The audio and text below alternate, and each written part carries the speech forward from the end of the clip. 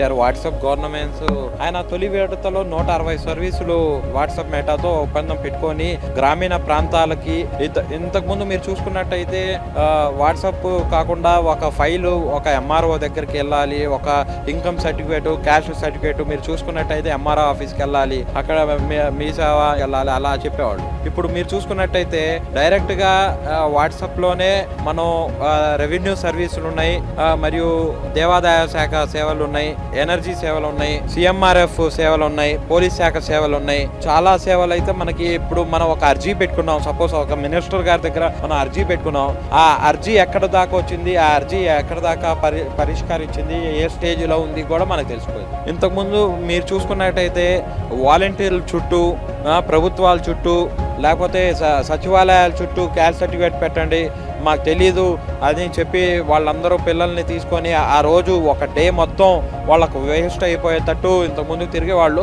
ఇప్పుడు అలాంటి అవసరం లేకుండా మనకు వాట్సాప్లోనే మనం ఈ ఇన్కమ్ సర్టిఫికేట్ని అప్లై చేసుకునే విధానం, ఇంట్లో కూర్చునే ఇన్కమ్ సర్టిఫికేట్ క్యాస్ట్ సర్టిఫికేట్ చేసుకునే విధానం మనకైతే ప్రవేశపెట్టారు నారా లోకేష్ గారు.